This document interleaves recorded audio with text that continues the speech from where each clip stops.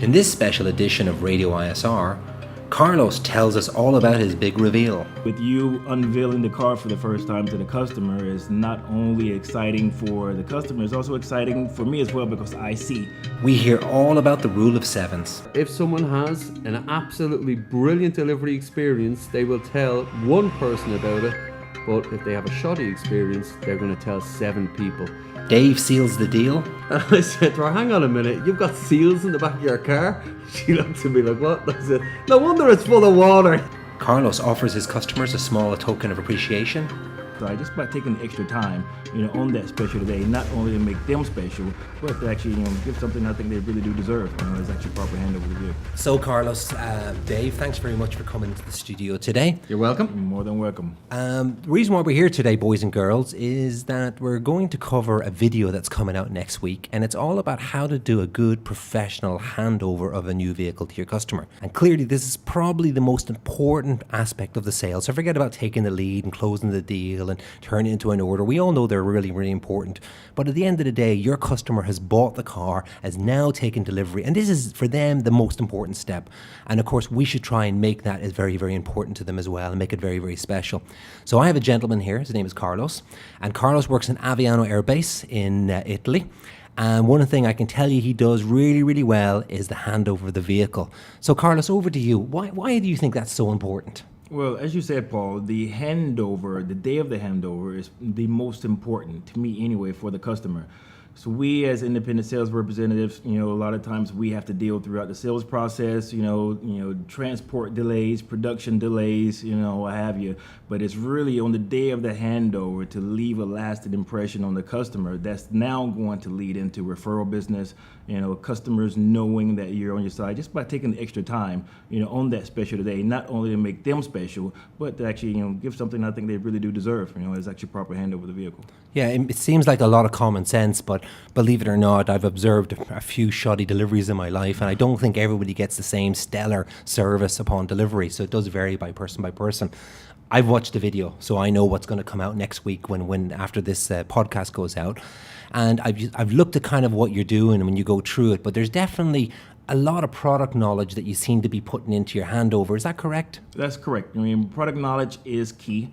Even though if you're doing SPO business or if it's a stock car, the customer probably know already what's on the car, but with you knowing, just, reiterating to the customer, getting them to feel comfortable with the vehicle, because once again, it is their first day of driving the vehicle, so giving them the product knowledge to get them comfortable behind the wheel is very important. Dave, I know you were a big driver of making sure this video went out to the field. Basically, in 20 years with the company, I've seen every range of delivery, from people giving keys to a customer and telling him that his car was parked on the other side of a car lot and he could go and put his own plates on it, to a prestige delivery the way Carlos delivers a vehicle. And I can tell you now that it doesn't matter if you've been working a customer for a year, they've gone down range, they've come back, and you have literally bent over backwards to give them the best service of your life. If that final delivery is not absolutely 100%, that's exactly the memory they're going to have in their brain. And unfortunately, as we all know, there's a rule called the power of 7, where if someone has an absolutely brilliant delivery experience, they will tell one person about it, but if they have a shoddy experience, they're going to tell 7 people.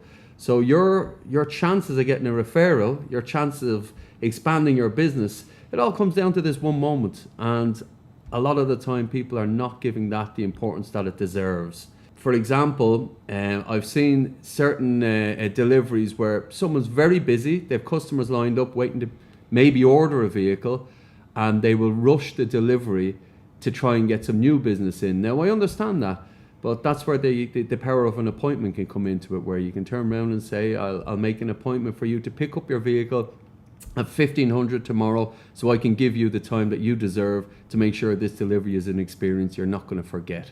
Now, one thing I failed to mention, which you'll all see in the video next week when it comes out, is it was shot in an auto exchange showroom in Aviano, which of course is where Carlos works. And anybody who's familiar with the auto exchange will know that we have some really nice showrooms off base.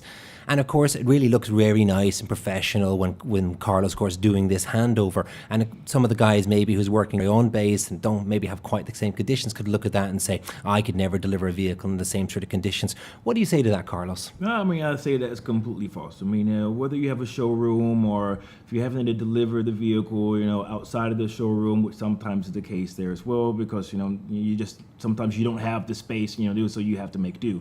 Spending the time with the customer, whether it's outside or in the lot, what have you, is still no excuse not to give the customer the time that needs to do a proper handover. Okay. Now, I've looked at the video. So the first thing I noticed, which I thought was really, really cool, and everybody can do this, so I don't care, you're doing inside or outside, is this big reveal. And of course, no secret there, but you can very much put like a car blanket over the top of the car. What would you call it? Yeah. And then when the customer comes, hasn't seen their vehicle, and then take it off, and then there they are staring at their vehicle for the first time. And I would imagine that's got to get some great wall from the customer. I mean, how often or how would you do that on a delivery? I mean, every delivery. Wow. And I tell you, maybe something that the video does not capture is the prep of the vehicle before you go to cover the car up. Of course. Of course, you don't want to uncover the car and then there's something there. So with you unveiling the car for the first time to the customer is not only exciting for the customer, it's also exciting for me as well, because I see my work that I actually put into prepping the vehicle and getting things squared away. The final product, so to speak. Final product, yeah. And then, of course, what about those other naysayers that are out there? They're saying, well, he has to do great deliveries because he sells expensive products like Audi and Mercedes and so on. And, his customers would expect that as a very minimum. Do you do the same service for customers buying a Toyota or a Volkswagen? Absolutely. And you will find you get a lot of testimonials from your customers. They'll actually tell you, hey, Carlos, I've purchased many cars in my time, but I've never had a sales agent take the time to explain the car to my wife, what have you. And then the caveat off of that, is sometimes, both cannot be at the delivery appointment. So you extending the, opportunity to listen, if your wife wants to come by with the vehicle tomorrow, we can go through and do a walkthrough with her as well. So that's, another good point to actually put out there. So I'm going to throw a question at Dave right now. Dave, I saw the video as well, of course, as I've mentioned many times now, and one of the things I noticed on there, I think your performance as a customer was very, very good.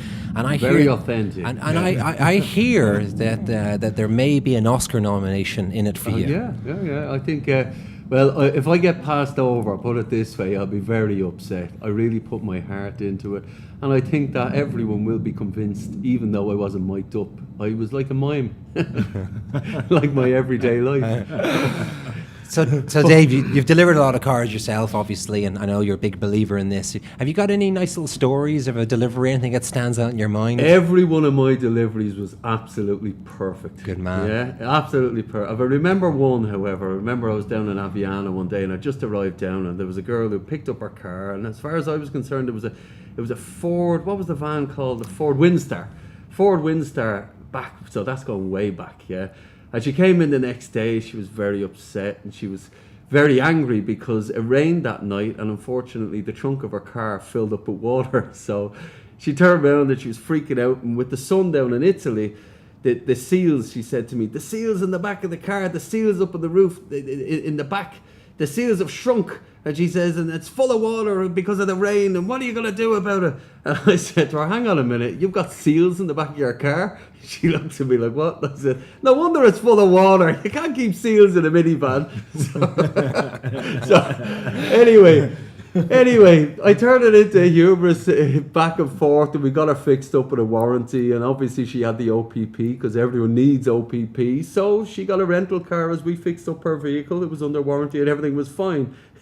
But point being is that of course you're going to have curveballs thrown at you when you're delivering vehicles, and you just got to roll with it. We've got a good system there and a good company to back them up. One point I would make is that I often hear the excuse that I'm too busy. So people will say, I'm delivering over 100 cars, I don't have time, and they'll dilute the actual delivery experience because they'll say, look, I'm delivering over 100 cars, I don't have time to spend an hour going through all the specs on a vehicle with people. I'll bring you back to someone who works for me currently. Now, I'm not going to tell you who it is, but he works in Aviano and he talks like this and he says, well, quite a lot. Never heard of him. Never heard. I won't tell you his last name. His first name is Pather, and I know there's a lot of Pathers working in the company, so I'm not going to give him away who he is, yeah? However, Pather, when he delivers a car, he delivers over 100, 150 cars year in, year out, and every single vehicle he delivers, they get the same prestige experience, and it's all down to prep.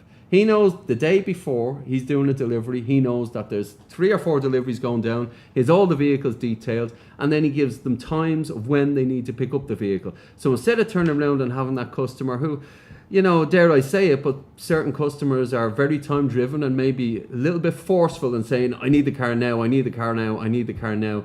He will stagger his deliveries throughout the day instead of having them all coming back at midday when the customs clearance is done and trying to deliver 3 cars at the same time. So he'll be disciplined, despite the fact of them saying, I need it at lunchtime. He'll say, I'll have it ready at 2. Your one's going to be ready at 3. And at the end of the day, their final memory in 6 months' time, in a year's time, is going to be the handover of the keys, how the vehicle was explained to them, whether they got some little extras that, you know, the friends didn't get in competitive dealers and that type of thing. And that's what they're going to remember. And they will come back when they're buying another car and they'll get back to their shop and they'll tell everyone in the shop, you got to go and see Pather, or you got to go and see whoever it is who's given them that prestige experience. Yeah, it sounds really obvious, but I've seen it shirked so many times at the final hurdle. Carlos, do you have a sequence of events that you go through when you're doing the delivery of a vehicle, or is it just kind of free flow? No, it is a sequence of events that goes through. I mean, apart from the unveiling of the vehicle, you also a proper meet and greet. You know, they will have you to the customer, to, you know, just to welcome them, you know, on the big day. Presentation of the vehicle. First thing you need to do before you drive a car, you need to know how to get into it. You know, so present of keys, how the keys operate. You know, and then, you know, to the rear of the vehicle, the cargo area, and then to the engine bay. You know, specifications on the warranty, you know, the break-in of the vehicle, things that, you know, so they should know. And then final off into the cockpit of the vehicle, you know, where all the magic happens. And then you're explaining, you know, pairing of the Bluetooth to the phone, you know, certain buttons on the vehicle, and if there's any other, you know, technology aspects, you know, that's where that time is spent on the inside. Then the customer is ready to drive away. And then anything special that you do at the desk? You know, definitely at the desk, apart from doing the normal administrative things, is, you know, definitely asking for the referral business. You know, it's very key at that point, you know, and it's hard for a customer to tell you no at that point there as well, because if you've done everything that you needed to do, they're happy with you, they're happy with your service, so there's no reason why they would not actually refer a friend or colleague to actually get the same type of service that you offer them. Yeah, and I think you mentioned earlier on, you know, logistically, had things maybe gone wrong at the interim, because sometimes our vehicles are late, that's life. This is a really good way of repairing everything, isn't it? This is the moment that they'll forget about. And I think Dave mentioned it, that at 6 months from now, you know, they're not going to remember that the car was 3-4 days late. They're going to remember Carlos, the delivery, the handover, you know, and everything else went on.